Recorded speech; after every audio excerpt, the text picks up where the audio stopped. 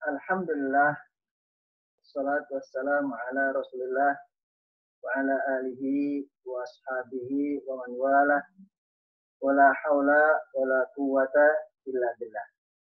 Allahumma anfa'na bima 'allamtana warzuqna 'uluman tanfa'una wa zidna ilma. Allahumma arinal haqqa haqqan warzuqna ittiba'ah wa arinal batila batilan warzuqna ijtinabah. Qala Allah Ta'ala fil Qur'anil Karim. A'udzu billahi minasy syaithanir rajim. Ya ayyuhalladzina amanu kutiba 'alaikumus syiyam kama kutiba 'alal ladzina min qablikum la'allakum tattaqun. Kaum muslimin wal muslimat rahimakumullah, beberapa hari ke depan kita akan memasuki bulan Ramadan tahun 1441 Hijriah. Dalam suasana sedang berlangsungnya COVID-19, maka untuk menyambut kedatangan Ramadan ini, saya akan menyampaikan untuk tarhib kali ini, judulnya Meraih Berkah di Musim Wabah.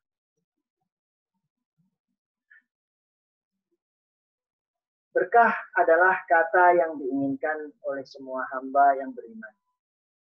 Karena kala seseorang mendapatkan berkah, maka orang tersebut akan mendapat limpahan kebaikan hidup di dunia dan akan mendapatkan harapan terbaik di akhirat. Barokah atau berkah merupakan salah satu kata yang menyertai kata salam dan rahmat yang selalu kita ucapkan saat kita bertemu, dan itu merupakan salam agama kita, yaitu salam agama Islam. Assalamualaikum warahmatullahi wabarakatuh. Semoga keselamatan, rahmat, dan keberkahan selalu menyertai Anda semua. Menurut bahasa, berkah berasal dari bahasa Arab al-barokah. Ada yang mengartikan an-ni'mah, nikmat. Dalam bahasa Indonesia, dari bahasa Arab ini sudah diadopsi menjadi bahasa Indonesia. Disebutkan berkah karunia Tuhan yang mendatangkan kebaikan bagi kehidupan manusia. Nah, itu kata berkah dalam kamus bahasa Indonesia. Para ulama memberikan definisi tentang berkah. Al-barakatu ziyadatul khair, yakni bertambahnya kebaikan.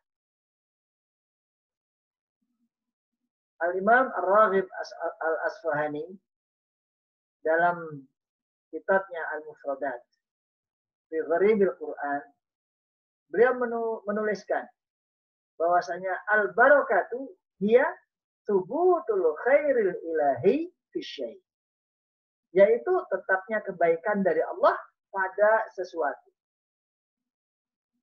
Berkah juga didefinisikan segala sesuatu yang banyak dan melimpah, mencakup berkah-berkah material dan spiritual seperti keamanan, ketenangan, kesehatan, harta, anak, dan usia. Al-Imam An-Nawawi, beliau menjelaskan tentang keberkahan ini. Berkah ialah kebaikan yang banyak dan abadi. Nah, itu berkah. Sehingga barokah atau berkah itu bukanlah cukup dan mencukupi saja. Tapi sesuatu yang barokah itu dengan bertambahnya ketaatan kepada Allah dengan segala keadaan yang ada. Baik melimpah atau sebaliknya.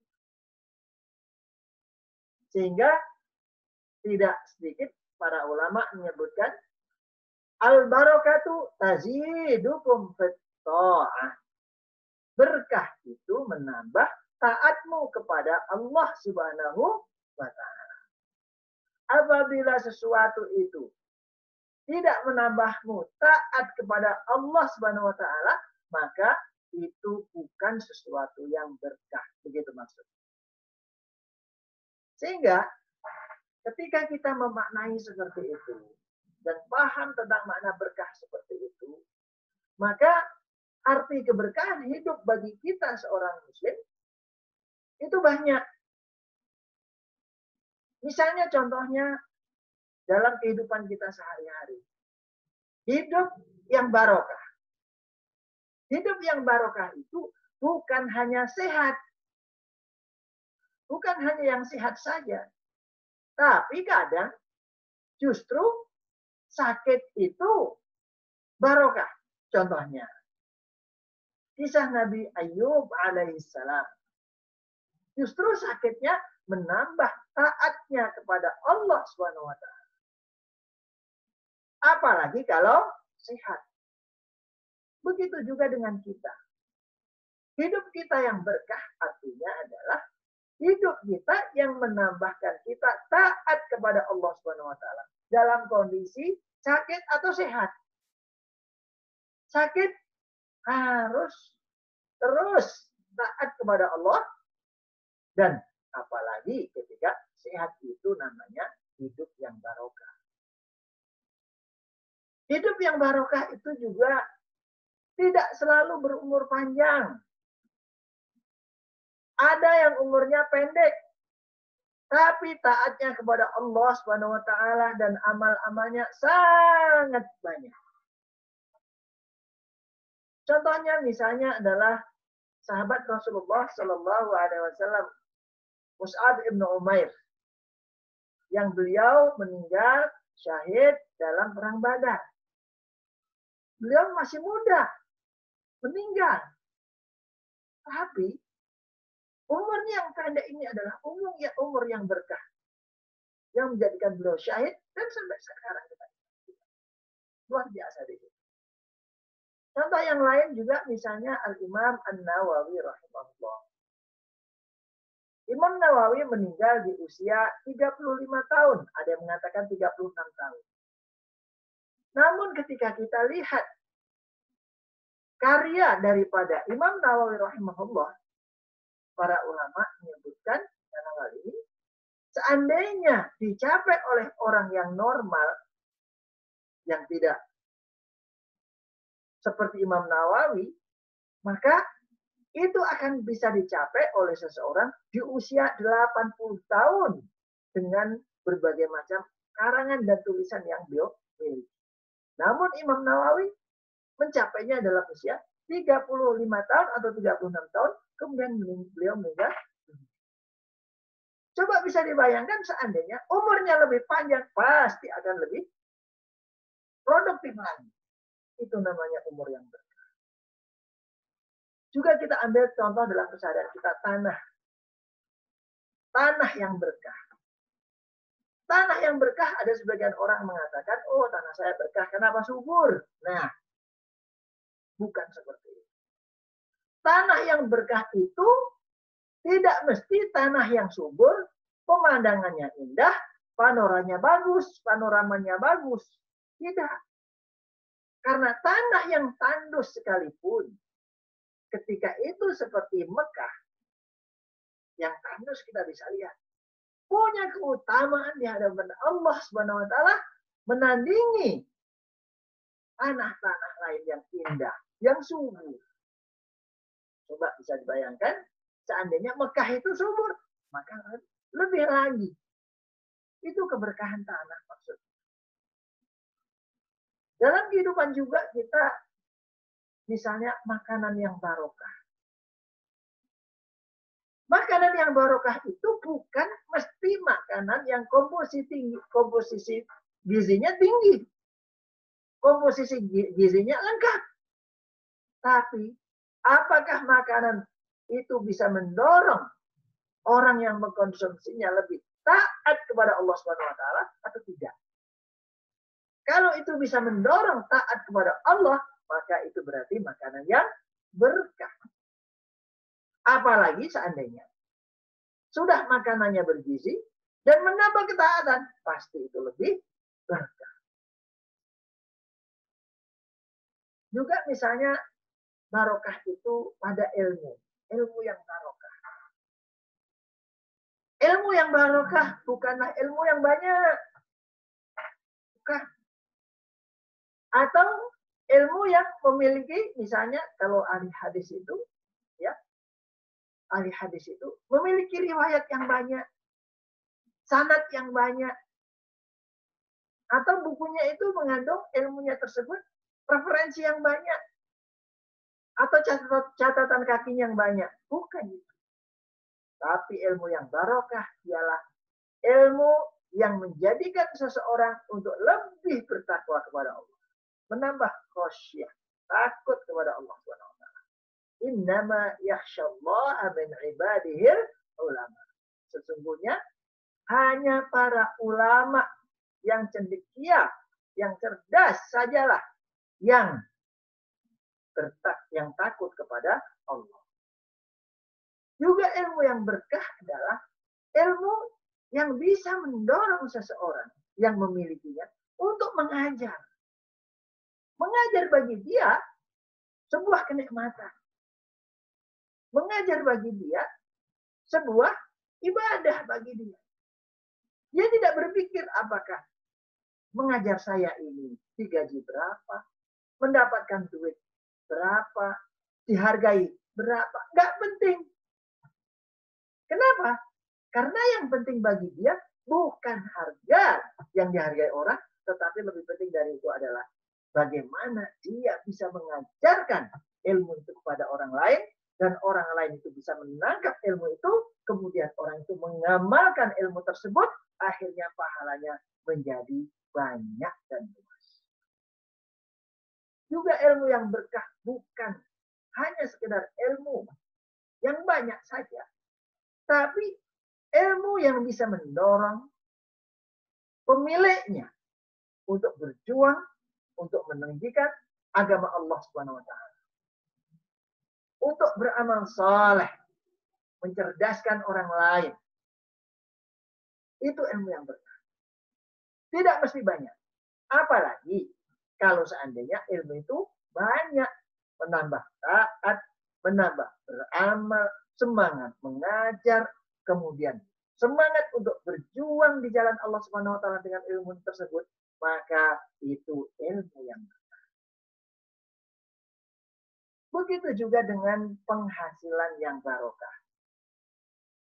Penghasilan yang barokah bukan gaji yang besar atau terus bertambah dari waktu ke waktu, tapi penghasilan yang barokah merupakan rezeki yang halal. Itu yang pertama. Yang bisa memberikan manfaat kepada keluarganya, kepada kerabatnya, kepada orang lain yang ada di sekitarnya. Dan semakin banyak orang yang terbantu dengan penghasilan tersebut untuk melaksanakan amal-amal soleh. Jadi apabila seseorang memiliki gaji banyak, gaji besar, terus bertambah, tapi tidak bisa dinikmati oleh orang-orang yang di sekitarnya, maka itu bukan penghasilan yang barokah.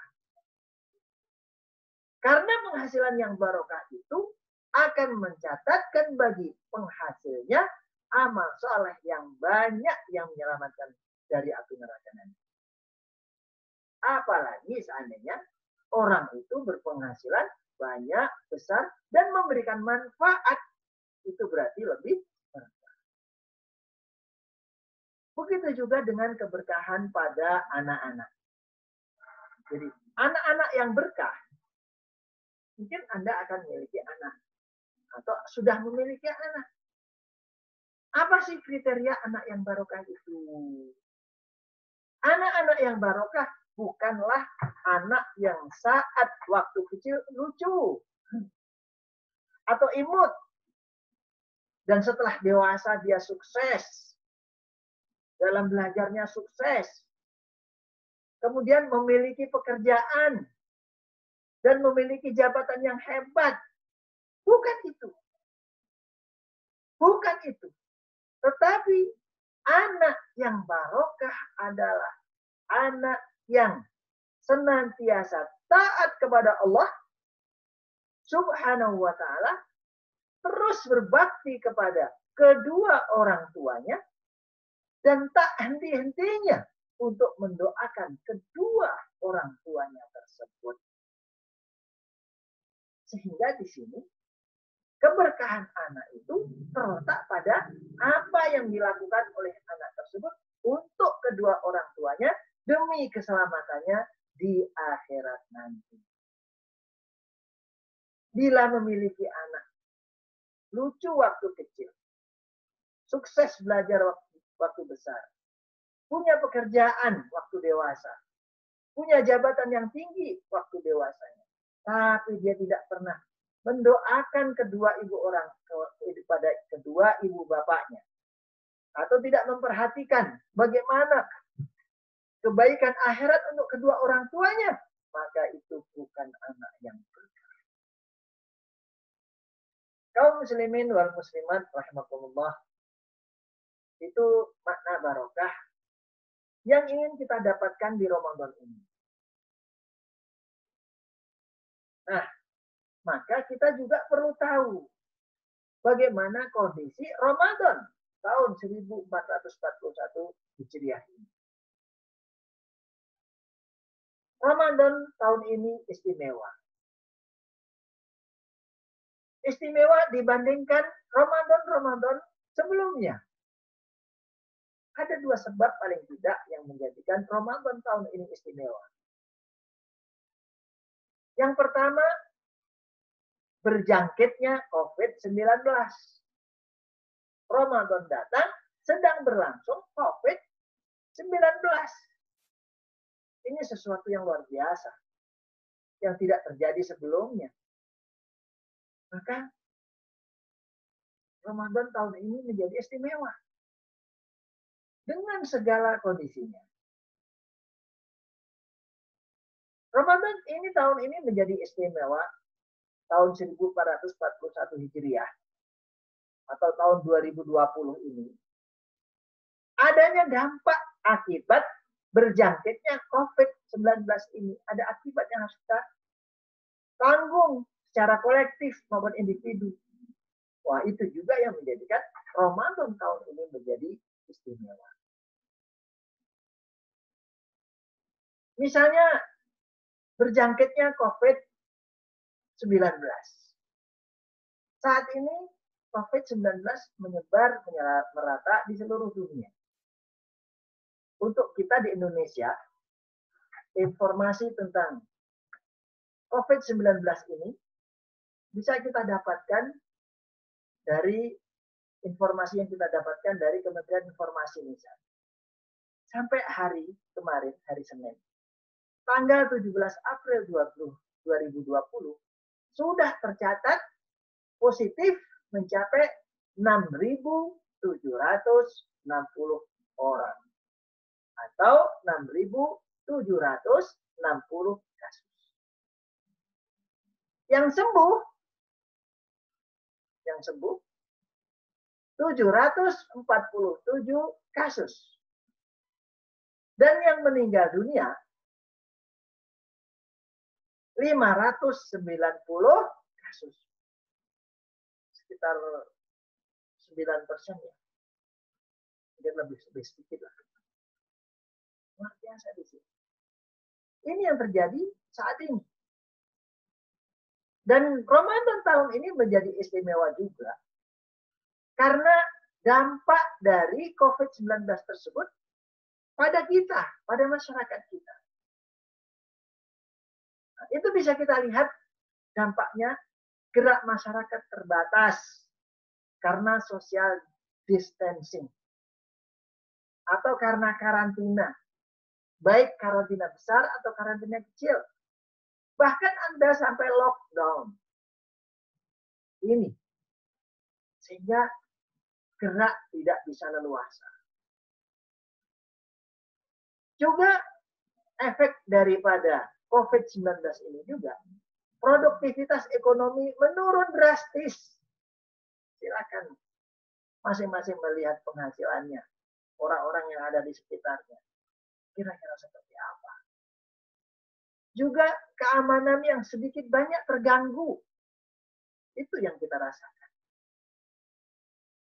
Kita juga merasakan dampaknya ketahanan masyarakat, community resilience, mengalami shock atau keguncangan. Sehingga masyarakat melakukan tindakan-tindakan yang aneh, yang tidak biasa mereka lakukan. Apa di antaranya? Tindakan yang apatis, tidak peduli. Juga tindakan yang irasional, tidak masuk akal. Dan juga melakukan tindakan kriminal. Kondisi psikologis masyarakat juga mengalami kecemasan sosial. Jadi masyarakat cemas, mengalami kepanikan, mengalami ketakutan, mengalami keraguan, dan menghadapi ketidakpastian, kegamangan, dan keputusasaan. Ini yang dialami oleh masyarakat dampak dari COVID-19. Itulah kondisi saat ini, saat kita mau memasuki Ramadan 1441 Hijriah, saat wabah COVID-19 sedang melanda kita semua, bahkan seluruh dunia. Kaum muslimin wal muslimat rahimakumullah. Namun, walaupun kondisinya seperti itu, Ramadan tidak akan kehilangan keutamaannya. Fadailnya nggak akan hilang. Itulah yang seperti yang dijelaskan dalam hadis yang panjang sekali.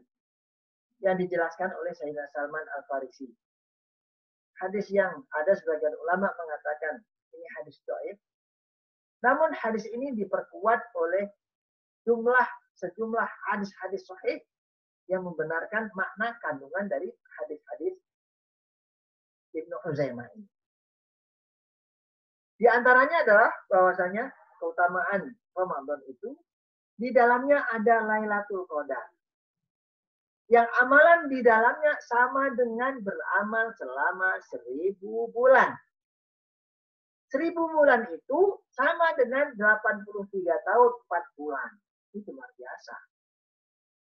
Ketika seseorang bisa mendapatkan Lailatul Qadar pada Ramadan, maka seolah-olah dia beramal selama 83 tahun 4 bulan. Anda bisa bayangkan kalau seandainya Anda setiap tahun mendapatkan Lailatul Qadar.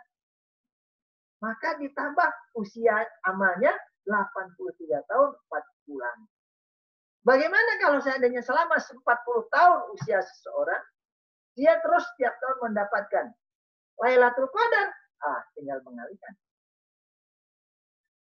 Hadirin muslimin wal muslimat rahimakumullah, para pemirsa.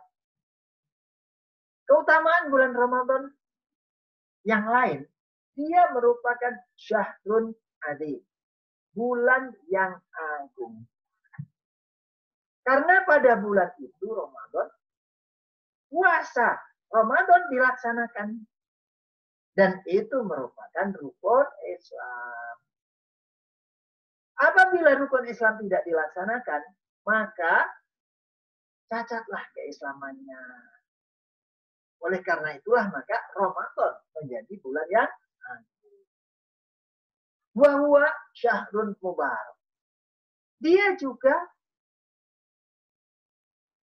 bulan yang penuh berkah. Berkah artinya adalah ziyadatul khair. Seperti yang sudah dijelaskan. Tambahan kebaikan. Pada bulan Ramadan ini, kebaikan banyak sekali. Terus tambah dan menambah. Juga keutamaan Ramadan yang lain adalah dia syahru nuzulil Quran. Bulan diturunkannya Al-Quran pertama kali. Jadi pertama kali Al-Quran diturunkan pada Lailatul Qadar.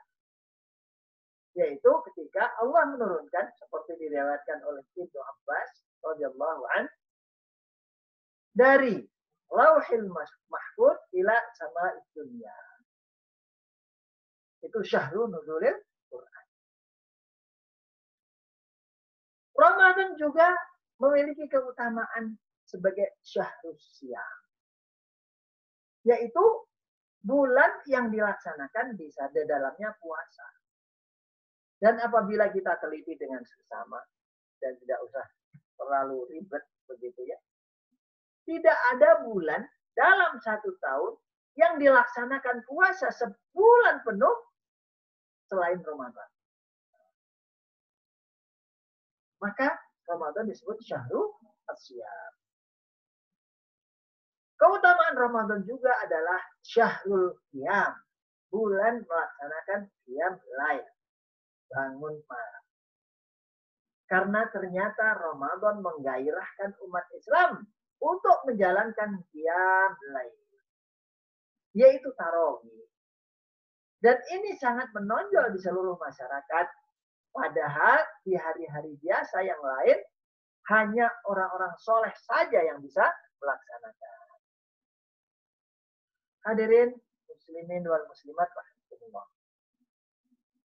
Keutamaan Ramadan yang lain, dia merupakan syahrus sabr, bulan kesabaran. Banyak sekali orang yang mendapatkan ujian kesabaran pada musim Ramadan. Dan dia lulus. Dan banyak sekali yang menahan kesabaran dan emosinya di bulan Ramadan. Syahrus sabr. Orang bisa saja menahan diri di Ramadan. Padahal belum tentu di hari-hari yang lain dia bisa sabar. Juga keutamaan Ramadan yang lain, dia merupakan syahrul muasat. Bulan solidaritas. Dan bulan santunan. Pada bulan Ramadan ini, banyak sekali masyarakat yang bersemangat untuk saling menyantuni. Dan itu dilaksanakan pada bulan Ramadan. Juga keutamaan bulan Ramadan, kaum muslimin wal muslimat rahimakumullah, para pemirsa, adalah syahrun yasdadu fihi rizqul mu'min. Bulan di mana ditambahkannya rezeki orang yang beriman. Jadi pada bulan Ramadan itu rezeki orang-orang yang beriman bertambah. Sebagai contoh, THR Anda hadir pada bulan Ramadan. Bukan pada bulan misalnya Maret, misalnya. Enggak, Ramadan. Keutamaan Ramadan yang lain, bahwasanya amalan dilipat gandakan pada bulan itu.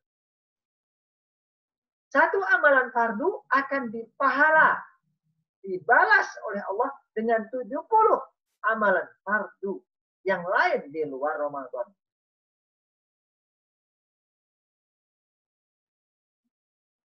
Bulan dilipat gandakannya pahala.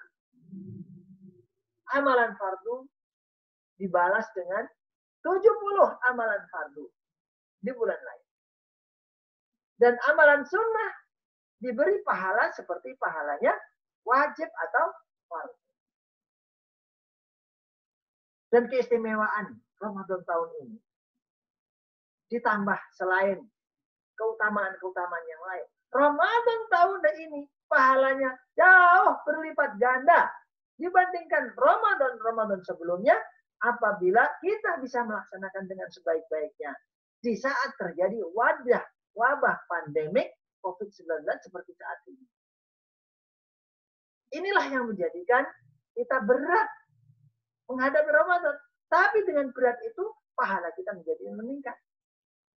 Al-ajru biqadril masyaqqah. Pahala itu sebanding lurus dengan beratnya sebuah pekerjaan. Kaum muslimin wal muslimat rahimakumullah, itulah kondisi yang kita alami Ramadan tahun ini. Dan itulah keutamaan-keutamaan Ramadan yang sudah disebutkan di atas. Bahkan keutamaan Ramadan tahun ini ketika kita bisa melaksanakan dengan baik. Kita kembali kepada berkah Ramadan. Bagaimana? Karena keberkahan tadi sudah dijelaskan di atas. Bahwa berkah atau al-barokah artinya adalah ziyadatul khair. Bertambahnya kebaikan. Dia juga tumbuh. Dia juga berkembang. Dia juga bertambah. Dia artinya juga kebaikan yang berkesinambungan. Baik material maupun spiritual. Itu tadi adalah berkah. Ramadan pada kondisi biasa saja mendatangkan keberkahan yang berlipat ganda. Apalagi kala Ramadan datang saat seperti ini, kemudian kita bisa melaksanakan dan mengoptimalkannya. Di saat COVID-19, maka Ramadan lebih berkah. Nah, yang penting juga, untuk mengoptimalkan Ramadan tahun ini, kita harus melaksanakan beberapa tips. Yang pertama, menyambut Ramadan. Menyambut Ramadan dengan persiapan. Artinya, persiapan menyambut Ramadan. Jadi, kita perlu menyiapkan diri kita untuk menyambut Ramadan. Karena dengan kita menyambut Ramadan, maka kita akan lebih siap melaksanakan Ramadan. Nah, persiapan yang diperlukan itu apa? Persiapan rohani. Dengan membangkitkan keimanan kita. Jadi keimanan kita tingkatkan. Ketika keimanan kita tingkatkan, maka hati kita akan semakin peka untuk menangkap ketaatan kepada Allah Subhanahu wa taala. Rohani juga ya. Persiapannya dengan bertaubat kepada Allah Subhanahu wa taala. Karena dosa bagi hati itu seperti karat bagi besi. Innal quluba tasda'u kama yasda'ul hadid. Sesungguhnya hati itu berkarat seperti sebuah besi yang berkarat. Jadi Ramadan kita sambut dengan rohani yang bersih. Dengan bertaubat sehingga bisa menangkap dan tidak terhalang oleh kemaksiatan adanya kebaikan yang ada di Ramadan. Kemudian dengan membangkitkan kegembiraan, kita senang. Ahlan wa sahlan ya Ramadan. Selamat datang ya Ramadan. Kita sambut secara rohani dengan optimis, jangan putus asa. Ya, COVID-19, ya Ramadan lagi, berat lah. Udah. Tapi kita harus menyambutnya dengan optimis. Penting juga dalam penyambutan Ramadan, persiapannya, berdoa kepada Allah agar kita ini bisa disampaikan ke Ramadan. Karena tidak semua orang bisa sampai kepada Ramadan kecuali yang Allah kehendaki. Sebulan yang lalu ada yang meninggal karena Allah panggil sehingga nggak ketemu dengan Ramadan. Sepekan sebelum Ramadan datang, ada banyak yang meninggal. Menunjukkan Allah SWT tidak menginginkan mereka ini hidup sampai Ramadan. Bahkan 1 hari sebelum Ramadan meninggal. Ada nggak? Ada. Nyawa bukan di tangan kita. Nyawa di tangan Allah SWT. Bahkan 1 jam sebelum matahari Sya'ban tenggelam, ada yang meninggal. Jadi nggak ketemu dengan Ramadan. Masya Allah. Itulah nyawa di tangan Allah. Yang kedua, yang perlu kita persiapkan, persiapan fikri atau intelektual. Yaitu membaca kembali fikih Ramadan. Ketika kita membaca fikih Ramadan, paling tidak ada 3 hal yang harus kita baca.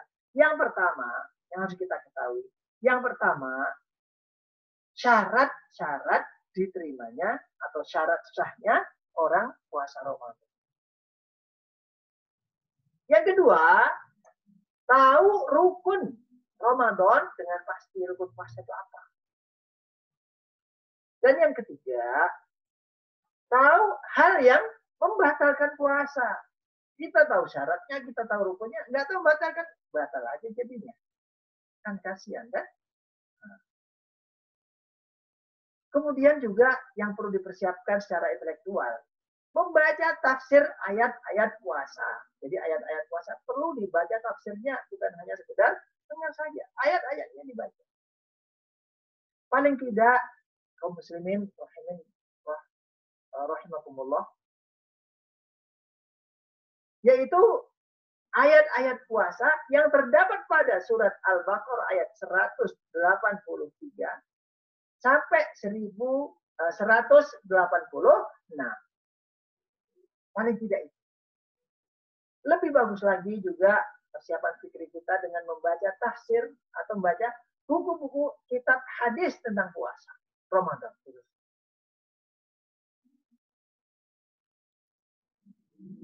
Itu persiapan menyambut Ramadan.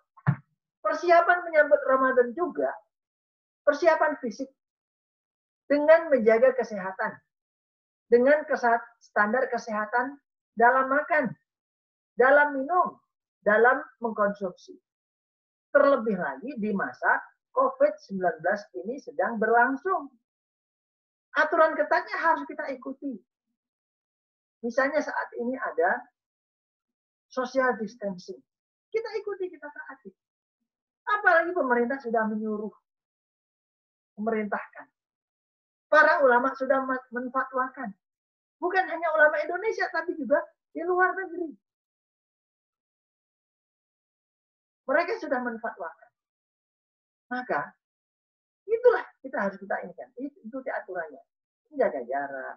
Jangan berkumpul dengan banyak orang. Misalnya saat ini sampai kita tidak diperbolehkan untuk sholat berjamaah di masjid. Sementara tidak dilaksanakan sholat Jumat karena kondisi darurat. Itu adalah merupakan bagian daripada agar badan ini sehat. Nah, ketika kita badan sehat, maka insya Allah kita akan mendapatkan puasa itu berkualitas. Coba Anda bayangkan seandainya kita tidak berhati-hati. Sakit, mati, itu di tangan Allah, kehendak Allah. Tapi usaha kita itulah yang akan mendapatkan pahala. Nah, sehingga dalam hal ini kaum muslimin wal muslimat rahimakumullah, kita tak ikuti aturan itu. Kita taati aturannya. Anda bisa bayangkan kalau seandainya misalnya saat Anda memasuki Ramadan positif kena corona. Oh. Karena keteledoran Anda, kelengahan Anda, bukan karena yang lain. Maka yang repot kita sendiri. Bagaimana mau mendapatkan Ramadan yang berkualitas sementara kita sakit. Kemudian juga persiapan menyambut Ramadan dalam persiapan sosial. Dengan mengkondisikan keluarga kita, diri kita, masyarakat kita. Agar kondisi suasana Ramadan terbentuk. Sehingga nanti terjadi ketaatan itu bisa diikuti bersama. Apabila nanti dalam suatu kesempatan di Ramadan, Anda semangat untuk beribadah, anak Anda main game. Itu yang salah Anda. Karena apa? Anda tidak membuat suasana dan situasi Ramadan. Berikutnya adalah persiapan materi. Dengan membekali secukupnya untuk Ramadan. Hindari berlebih, apalagi sampai menimbun. Jangan. Makan satu orang bisa dibagi untuk berdua. Makan berdua cukup untuk berempat. Dan seterusnya. Bila cukup, sudah. Habis itu berbagi. Nah, akhirnya berkah kehidupan kita di Ramadan. Yang kedua, yang perlu kita lakukan tips agar mendapatkan keberkahan di Ramadan? Berdoa dan membuat program doa. Waktu Ramadan, bulan dikabulkannya doa. Dan ini sepanjang Ramadan selama 1 tahun, 24 jam. Waktu-waktu yang lain, yang mustajab itu hanya hari Jumat saja misalnya. Saat khotib naik ke mimbar, saat sedang misalnya antara adzan dan qomat, antara khotib sedang duduk, ada batasnya. Tapi kalau Ramadan enggak. Ini sepanjang Ramadan penuh dikabulkan doa. Ditambah lagi, 1 hari itu 24 jam kapan saja Anda berdoa, di situ mustajab. Sehingga diperlukan bagi kita program doa. Anda tahun ini maunya apa saja sih? Satu, saya pengen haji. Apalagi satu pengen umroh. Satu lagi saya pengen menikah. Apalagi saya pengen kuliah. 1, 2. Untuk didoakan. Kalau enggak, nanti ya yang kita lakukan doa itu asal. Berikutnya adalah kita berdoa kepada Allah untuk mendapatkan berkah itu. Keluarga kita, untuk diri kita, untuk keluarga kita, untuk orang tua kita, bahkan untuk masyarakat, umat, dan bangsa negara kita. Kita harus doakan itu. Yang ketiga, kaum muslimin, kaum muslimat, agar kita mendapatkan keberkahan dan meraih berkah di Ramadan ini, membuat program dan jadwal harian. Program untuk keluarga, program untuk individu anggota keluarga. Jadwal untuk keluarga, jadwal untuk individu anggota keluarga. Dan program itu meliputi target apa? Target kita Ramadan tahun ini buat. Misalnya contohnya, saya ingin khatam Quran 2 kali dalam 1 bulan ini. Silahkan. Tapi itu dibuat. Sarana dan prasarana yang kita bisa pakai apa saja. Dibuat, biar nggak bingung. Yang lebih penting dari itu adalah adanya membuat aktivitas dan jadwal. Jadi, kita harus punya jadwal di rumah kita. Jadwal untuk kita secara individu ataupun jadwal keluarga. Nah, apa manfaat membuat jadwal? Membuat jadwal memudahkan kita untuk membuat target. Target apa? Target tilawah, target membagi iftar, target sedekah, dan lain-lainnya. Buat jadwal itu. Saya selama 1 bulan ini akan melaksanakan membagi iftar sekian kali. Buat. Kapan saja. Buat. Yang kedua, manfaat jadwal memudahkan untuk membuat aktivitas. Jadi aktivitas akan mudah untuk Anda buat. Ketika seseorang tidak punya jadwal, dia sulit membuat aktivitas, kehabisan bahan, mati gaya. Itu yang terjadi. Juga manfaat jadwal itu memudahkan untuk mengevaluasi. Ketika kita membuat jadwal misalnya, dari pagi bangun subuh, kemudian habis itu azkar, sobah, membaca zikir pagi, habis itu tilawah, habis itu olahraga, habis itu sarapan, begitu seterusnya sampai tidur lagi.